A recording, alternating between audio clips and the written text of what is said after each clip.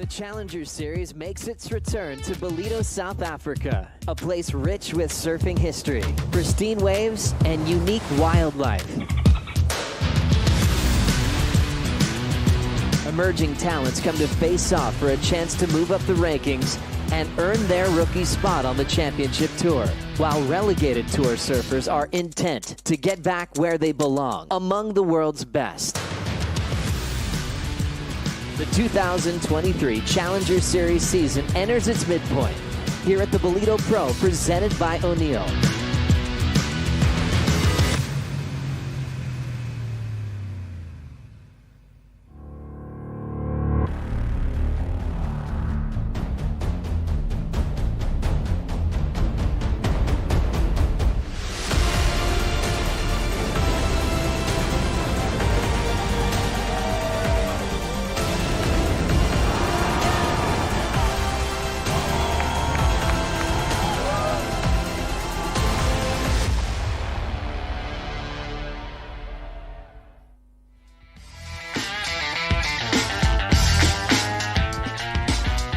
Good morning and welcome. The Challenger Series touches down in Africa, a beautiful part of the world to be any time of year, particularly for Challenger Series competition. Some of the finest surfers from across the planet looking to put their name in the hat for qualification for the World Championship Tour.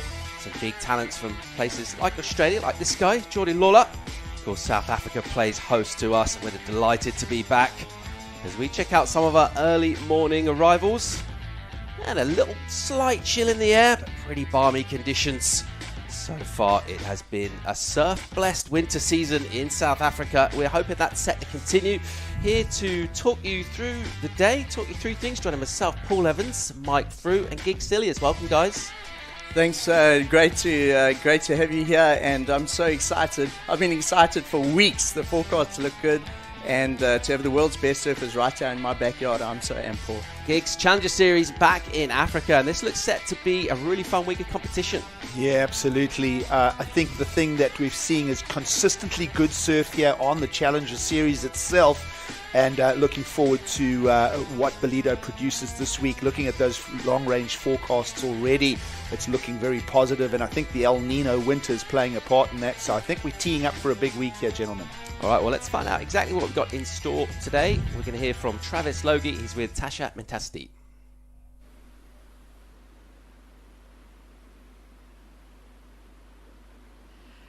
I've got Travis Logie from WSL Tours and Competition, who's going to take us through the call this morning. Hey Tash, yeah, easy call this morning. The waves are super fun, so we're on 7:30 a.m. start. Men's round one, followed by women's round one, 30-minute heats. Looks like a great day ahead. Yeah, I think it is going to be a great day. And what is the forecast looking like for the rest of the event? The forecast looking great. It's probably one of the best forecasts we've had in years for this event. So fingers crossed it's going to be an amazing event all through the week. There's one tricky day in the middle of the week, but all the way through to the weekend, lots of opportunities. So it's going to be great. Trav looks happy. When Trav's happy, we're happy, right? We're amped, we're stoked. Let's go. How's that forecast, Gigs? Feeling positive? Well, Travis Logie grew up in the area, so he knows how to read those charts. He knows what he's doing. I mean, he does that all around the world. I think this is his easiest call. I think he openly said it there in that interview, and certainly really is looking like low tide conditions this morning is going to see us kicking off, so it's going to be fun. Stop 3 of 6 on the Challenger Series, and that's where we are at the Ballito Pro. A couple of events already gone down, solid events in Australia, but this one always a standout on the schedule, being in Ballito. It's the third event on the series. We already had the Boost Mobile Gold Coast Pro, the Sydney Surf Pro. The Ballito Pro is the third on the 6th series, and the top 4 count out of the 6. So the surfers will essentially have 2 throwaways in terms of the series. Well, I think we spoke about surf conditions on offer for the Challenger Series this year. Ballito looking promising. Of course, the US Open can always produce with one of those south swells. We know the consistency of Ericeira, and well, we've just seen a championship tour event wrap up in Saquarema. So a good-looking diary for this year, gentlemen. In terms of any specialist skills for this wave, I mean, it's going to take a little bit of everything to go all the way here and get a big result. In previous years, the waves have been kind of small, but looking at the forecast, barrels, big turns, power surfing, I think is going to win the day this week. Yeah, definitely elements of what happens on the North Shore of Hawaii could even become the story here in Ballito. Looking at how tight this is, as we mentioned, just about 10% of this Challenger Series gets to qualify and gateway back to the Championship Tour. Paul, it's a tough ask. All right, so that's how we break it down. Not loads of available spots for a real deep talent pool. A couple of surfers already getting results on the board. Obviously 2 events in Australia. We're going to have a look at the rankings when we come back from break. Join us for more live coverage from Dawn Patrol right after the break.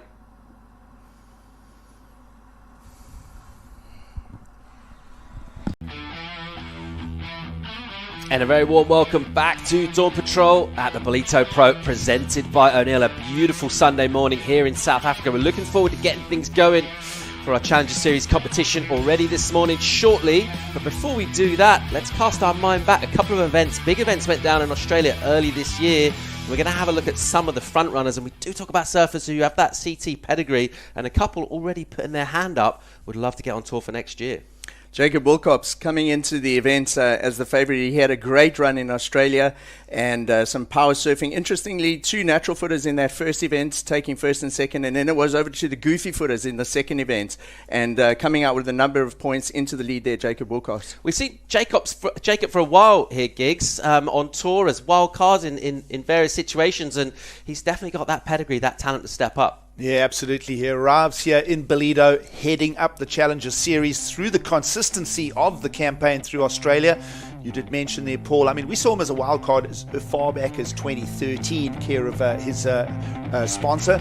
So looking forward to seeing what he brings. Of course, we've seen Jack Robinson emerge out of that Western Australian region, and we are waiting for Jacob Wilcox. We'll see if he can bring his consistency to Ballito. Such a good surfer in all kinds of conditions. We know about the world-class waves of Western Australia, but also able to do it in the beach breaks and really mix things up with that skill set. Let's take a look at our top 10 ratings on the Challenger Series. Of course, 10 surfers going to the Championship Tour next year.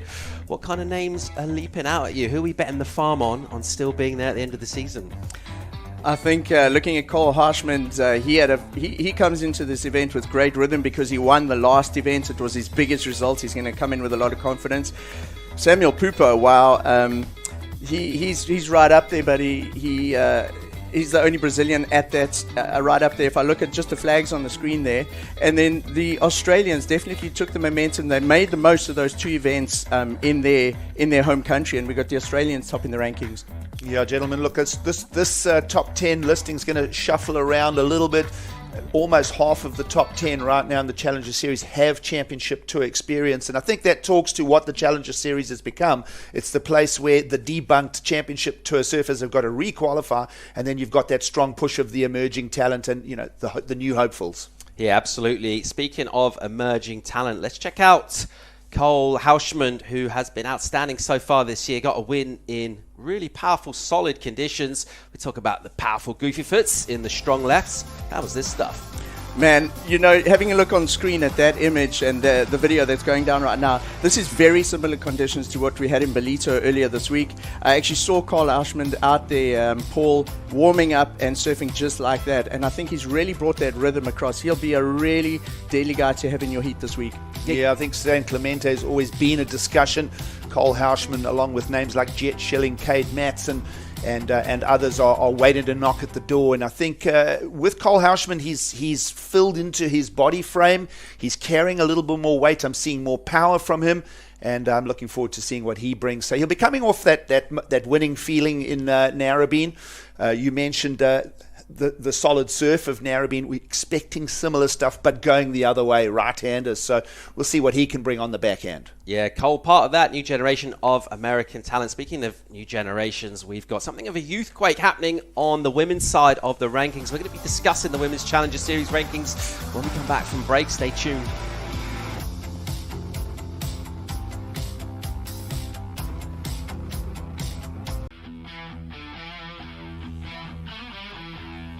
And very well welcome back to Dawn Patrol. It's the Ballito Pro presented by O'Neill. Top 3 is 6 on the Challenger Series, and we've been Discussing how it all works with the Challenger Series rankings, of course, the objective, get on the championship tour. And Giggs made a good point earlier. Those surfers that have had that experience, it didn't make the cut, but coming here from the championship tour, it's going to be tough to get past those surfers. That was one of the stories from last year. They were able to get themselves straight back on tour. It's tough for your up-and-coming surfers here. Those championship tour surfers that are mixed and scattered throughout the draw are certainly the guys with the most experience. They'll feel the most confident going into these heats and will be the favorites in a lot of those heats simply because of the experience in the heats. They've got so many more years of experience at this level, at such a cutthroat level of competition compared to some of those youngsters coming through. But having said that, Giggs, 4-man heats. So maybe if you're used to the championship tour luxuries of man on man, you've got to come here. It's back to the QS. It's roll the sleeves up, smash out some scores. Yep, sometimes you've got to do the ugly work, folks, and that's pretty much what's going to go down in this opening round this morning. 4-man heat. There'll be plenty of consistency when we get to surf time. You mentioned this is the place, the melting pot, where championship tour surfers are disposed. If there's any positives from that mid-season cut, it's what it does is it injects so much intensity into this qualifying process to get back to championship tour level. And then, of course, it keeps the young talent pretty honest because they've got to come straight in, meet that standard, and finish in that top 10 on the men and top 5 on the women. Yeah, Mike, the other interesting point about the Challenger, previously we talked a bit of a gap between some of the qualifying venues and the Championship Tour venues. It does feel like, certainly so far from the venues we've seen in Australia and coming here to Ballito, this is a Championship Tour quality venue. This is a real quality waves out here, and it's really the cream of the cream that's going to shine. Yes, this year in particular, looking at the forecast, it's possibly the best forecast we've had, maybe Giggs, since about 2011 when we had that mega swell come through. And I feel like the waves are come in cycles of about 3 or 4 years, and I think we're in for a very good winter here and good waves for these guys to showcase their surfing. Prime season in South Africa, Giggs. It's winter here and it's pumping. Yeah, it's full moon as well, so we're getting those low tides in the morning. This is prime surf season. That's why it lands on the calendar on these dates. And you referenced 2011. We saw John Florence and Geordie Smith go absolutely crazy that year. But I'm looking forward to seeing what the women can bring to the lineup this year. Yeah, absolutely. Well, speaking of surfers with Championship Tour experience, one of them is India Robertson, a really impressive surfer, and she went great. Back home in Australia, and she looked really good value for the win on the Gold Coast. She sure did, and she took full advantage of the 2 events at home on home territory, and she comes out top of the rankings and number 1 going into the Ballito Pro. Well, a first and a third is a big injection to qualifying for the Championship Tour in 2024. She did a great job, steady on those right-handers and snapper rocks in that final, really dominating the performance. Her fundamentals are solid. She's coming from a quality region of waves as well. She's got a good, strong support team, and well, of course, in Narrabeen as well. She really excelled. So that is real consistency from India Robertson. Maybe one more finals day appearance here, and she's on her way to the Championship Tour. Yeah, loads of points locked in already for her. It's pretty tight up there, though. Not many spaces available, and it really is going to take impressive performances throughout the year and that consistency to get yourself on the Championship Tour. There's 5 spots up for grabs on the Championship Tour, and looking at the top 5, India Robertson, Sally Fitzgibbons, Isabella Nichols, Sawyer Lindblad, and Alyssa Spencer. Out of that, you got a mix of experience, like we were saying, those ex-championship tour surfers. But very interestingly, we got Alyssa Spencer there in 5th. Alyssa surfed the junior event that happened over the last couple of days, and she made the final. So she's got some momentum going in here because she's already got some heat to Ballito on the board or in her trip so far. Yeah, watch for this to shuffle around a little bit in the coming week here in Ballito. I mentioned that Championship Tour experience. Sally Fitzgibbons sitting at 2nd. And then, well, don't forget Macy Callahan also has done those seasons in the CT jersey. So it's going to be very interesting to see how things shake up this week. Yeah, absolutely. And thinking of Macy as well and what she's been able to do in the last couple of seasons, unbelievably consistent on the Challenger Series. We talk about how smooth her style is. She used it to great effect, going back-to-back finals last year, 3 finals in a row. Macy started her run of momentum here in Ballito. In the early round, she got through a couple of heats. She was confident. I interviewed her a few times, and her confidence, you could see in her body language, got better and better, and then she made it all the way through to the final, and then she took that momentum into the next two events. Yeah, absolutely. As I say, making finals all through last year's Challenger Series, not making the cut this year at the CT level. We're going to see what she brings, but she does have that experience. She'll be calm, she'll be just staying level-headed, and she'll want to be back in that top 5 picture at the end of this Challenger Series run. Macy Callahan absolutely in fine fettle in Ericeira, Portugal last year. Just really matching that point break style that she has to the long walls at Ribeira Dillas. And we think of South Africa, of course, as a land of running right-handers. We've got a real powerful wave here at Ballito. Be interesting to see how Macy can go amongst a highly talented field. We mentioned the young surfers kind of nipping at her heels as well, and that's certainly been one of the stories for, particularly on the women's side. It does feel like there is that almost that seesaw shift where that next generation kind of spearheaded with Katie Simmers kind of leading that generation on the championship tour. But that's a really interesting conversation. And then names like Sally Fitzgibbons, she's not going to lie down. We've got youngsters coming up, like young Louise Lepron. She's 14 years old, and she's in the draw a little bit later on today. So coming up against those challenging, very experienced CT surfers. Yeah, I remember Molly Picklum blazing through the Ballito Pro last year, and we know how her stories ended up. She's been in the yellow jersey at the CT, end of discussion. So yes, Ballito particularly seems to be a launch pad for careers, and we've seen that through the seasons and the history of the event here. So looking very forward to seeing how that women's rankings play out when we leave Ballito in a week's time. The other interesting point with the women as well, with the younger women on tour, we've already seen some of them in these free surfing events, these speciality events. We know about the new progressive aerial surfing that they're bringing. So not only is it like new faces, new names, but it's actually almost a completely new brand of surfing on some level. It sure is. A lot of the youngsters here, especially in Ballito, there's a little group of girls. Their little surf club is actually called Chicks on Sticks, and they are particularly looking forward to seeing the likes of Erin Brooks and those youngsters perform here. Yeah, absolutely. You make mention of Erin Brooks there. I mean, her stuff above the lip is just next level. She is, I mean, if we see what Caitlin Simmers has just done, watch for Erin Brooks over the next season or two. And so we'll get a chance to see here at the Ballito Pro what she can produce. All right, we're getting ready to start shortly here at the Ballito Pro. We're going to get a quick commercial break. When we come back, we're going to break down some of the outstanding heats from the early rounds. Join us for more coverage from Ballito right after the break.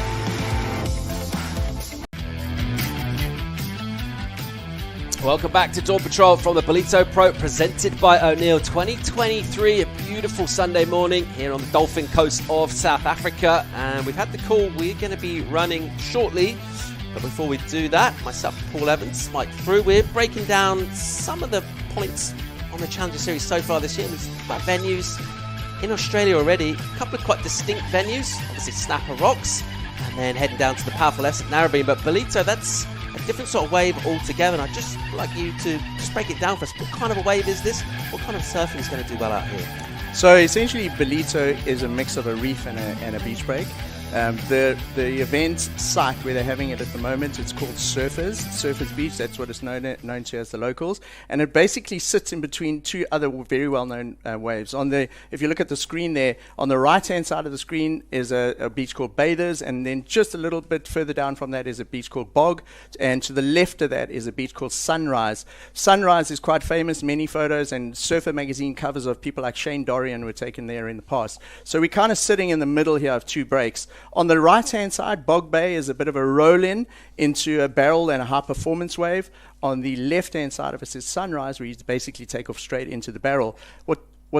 What's quite nice here is that this wave Surfers is a mix of those two. It has a barrel and high performance. All right, well, Travis Logo is excited about the waves we've got in store for us this week. As you can see on your screens already, quality-looking waves out there and quality surfers getting ready to go to battle, of course, from the get-go on the Challenger Series. It's straight down to business, no elimination. And speaking of super heats and talent that leaps out, this is our first heat for the men. 3 Hawaiians and the Japanese surfer. And probably Hauschman is the most well-known of those surfers, but in Crawford and Sale, very highly rated up-and-coming surfers from Hawaii.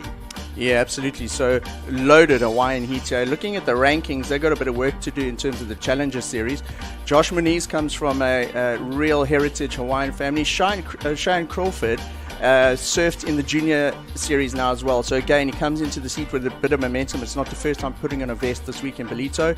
Brody Sale, similar to Josh Moniz, looking to open up his account. Then we got Joe Azuchi, and Paul, it's his very first heat ever on a Challenger Series. So I'd say in terms of nerves and pressure, the pressure's going to be on our Japanese competitor there. Yeah, well, there has been a really talented generation of Japanese surfers making serious inroads on the Challenger Series. Look forward to seeing how they go throughout this week here. But as we mentioned, so much talent from around the world, and that experienced surfers with the CT experience, those qualifiers new to this. And tell you what, you go start making a few rounds and get a result here, you're well on your way. Let's start thinking about the women, and we've got a bunch of great looking heats, but one in particular, heat number 4, really leaping out at us from the women's side of the draw. Yes, so the women's heat, it actually features 2 of the top juniors that are coming up in this next heat, or rather the heat 4 of round of 48. There's Bella Kenworthy from the USA. She's ranked really high, so she's really just off that top 5 cutoff right now in 7th. Zoe Benedetto, she's at sort of 46 there at the moment. Bit of work to do on the Challenger Series. She'll be looking for results. And then we've got the 2 juniors. Erin Brooks, Paul, got to be one of the most exciting juniors in the world right now. And she's up against Louise Leprant, who is our South African young junior female phenom. So Erin Brooks, Louise Leprant, I'm really looking forward to watching this heat, especially those 2 young surfers. Yeah, we talk about that aerial brand of surfing, that progressive surfing, absolutely outstanding surfers from that generation in that heat number 4. And we talk about surfers like Louise coming in here, young, not really loads of pressure on her. There's 2 ways that can go. You can kind of feel a bit overawed by coming up against maybe some of your heroes, or a chance to shine. So Louise comes from an amazing surfing family. Her brother Luke is a top in the juniors. Her sister Leah is also ripping at the moment. So she's sort of in the middle there in terms of the family. And she doesn't get rattled by pressure. She was at the World Juniors earlier this year at just 14 years old. She surfed the Challenger event last year at age 13, and she's back on the draw again this year.